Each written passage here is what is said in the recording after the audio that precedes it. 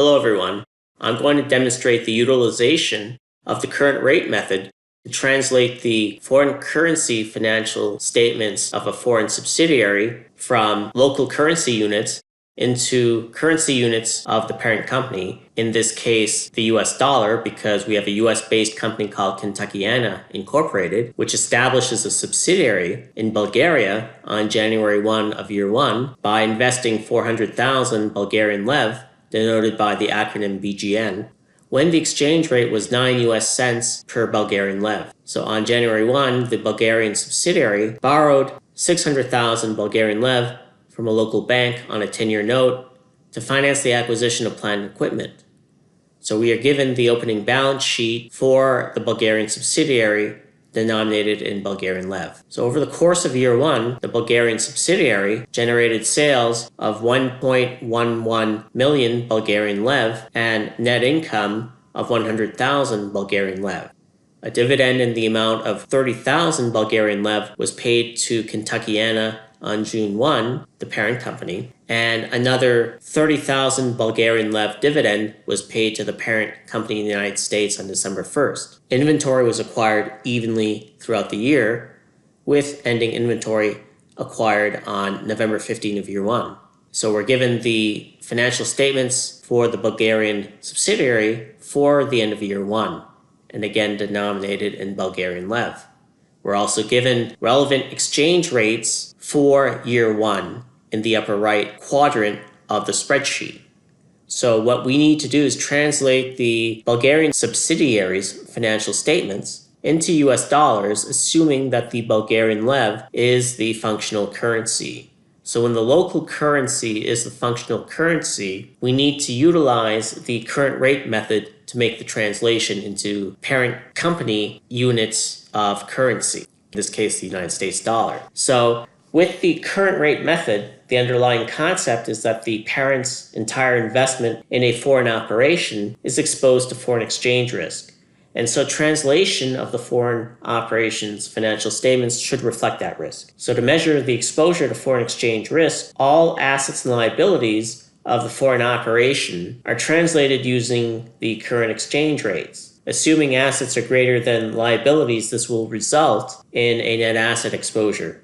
Revenues and expenses are generally translated using an average for the period foreign exchange rate. However, when an income item, such as a gain or loss on an asset sale, occurs at a specific point in time, the foreign exchange rate at that date will be used for the translation. So let's begin the translation process by focusing first on the income statement. And under the current rate method, we assume that sales and expenses are generated over the course of the year. So we're going to use an average foreign exchange rate to make the translation. And so the average foreign exchange rate for year 1 was 9.6 US cents per Bulgarian lev. So that's the rate that I'm going to be inputting here in the column entitled foreign exchange rate to translate. So 0.096 US dollars per lev. We take the mathematical product of the Bulgarian lev denominated amount, in this case here on the top row, sales of 1.1 million Bulgarian lev. We multiply it by the average exchange rate for the year, the 9.6 US cents per lev, to get the translated amount in US dollars, which is $105,600. So we're going to repeat that same process for the remaining rows in the income statements. So we see that the net income translated into US dollars is $9,600. So that takes care of the income statement. Let's move on now to the balance sheet. So again, with the balance sheet, as the name of the method implies, we're going to be using the current exchange rate to make the translation into US dollars for the assets and the liabilities on the balance sheet. So the current rate is the balance sheet date, which is December 31, year 1. So we're going to use the rate that prevailed on that day, the foreign exchange rate of 11 US cents per Bulgarian lev. So that's what I'm going to be inputting in the column foreign exchange rate to translate for the asset categories and the liability categories.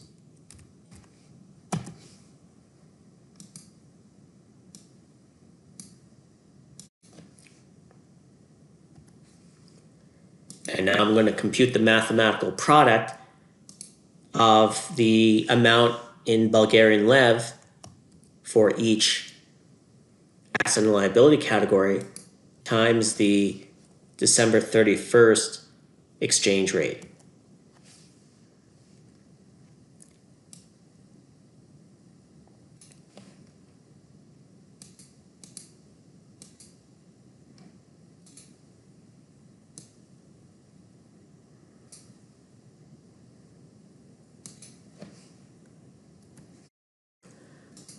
So total assets amount to $108,900. So that's the translation of Bulgarian lev total assets into US dollar terms.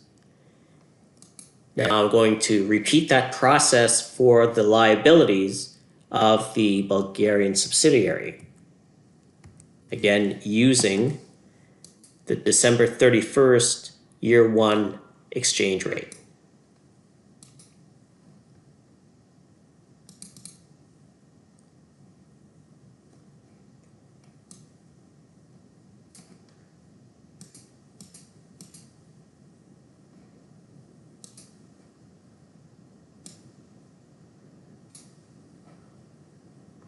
Now notice that I did not apply the year-end foreign exchange rate to the last two categories in the balance sheet. These are equity amounts, common stock, and retained earnings. Common stock is translated into parent currency terms using the historical rate. And so the investment in stock of the Bulgarian subsidiary occurred on January 1, year one.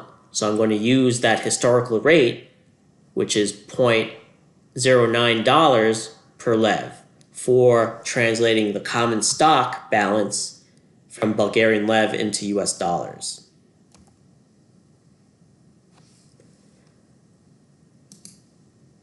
So the common stock account will have a credit balance in US dollar terms of $36,000. Okay, now we have to compute retained earnings for December 31 in US dollar terms. And what we have to deal with are a range of different foreign exchange rates because we have events on June 1 corresponding to a payment of a dividend and also December 1st corresponding to another payment of a dividend. And both these dividends are in the amount of 30,000 Bulgarian lev that were paid to the parent company, Kentuckiana. So I'm going to use the appropriate foreign exchange rates for those calendar dates. So for the dividend for June 1, I will use the foreign exchange rate for June 1, which is 9.5 US cents per Bulgarian lev. And for the dividend for December 1, I'm going to use the foreign exchange rate to translate of 10.5 US cents per Bulgarian lev.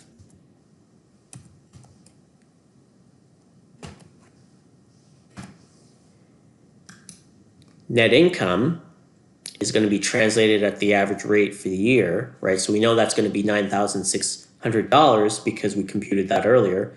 But just for the sake of completeness, I'll input the proper rate here as well. And so I'm going to now translate net income and the dividends into US dollar terms.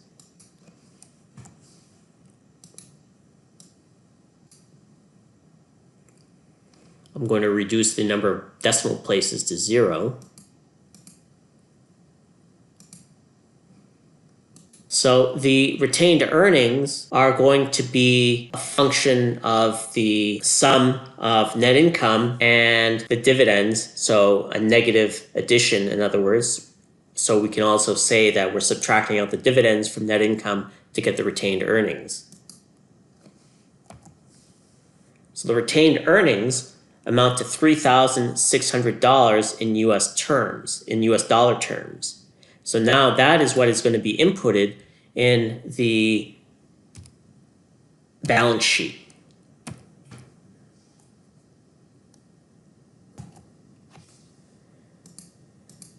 So now, to complete the picture, we are going to record a cumulative translation adjustment in the balance sheet, in the equity section of the balance sheet. So I'm going to type in cumulative translation adjustment.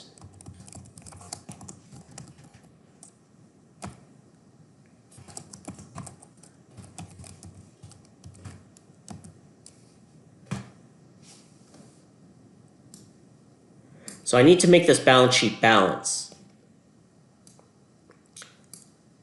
So I know that total assets are, in US dollar terms, $108,900. So therefore, the total liabilities and equity will also need to be, in US dollar terms, $108,900. So right now, because of the historical rate for common stock and the different rates that are factored into the computation of retained earnings in US dollar terms, there's going to be an imbalance which we will need to address by means of the cumulative translation adjustment.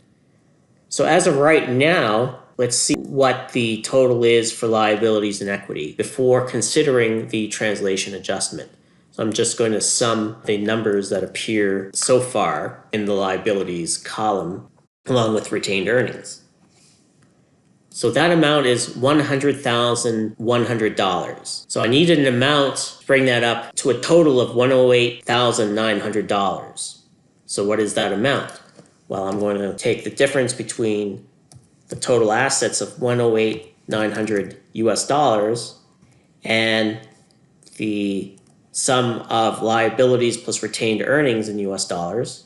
So 108,900 minus $100,100. Oh, and I made a typo. So it looks like it doesn't accept the commas in the formula. So I'm going to get rid of those commas by accepting the correction. And I have a result of $8,800. So that's going to be the cumulative translation adjustment, $8,800. To make the balance sheet balance in US dollar terms. So now I'm going to sum up total liabilities and equity. And now we have a balance sheet that balances in US dollar terms.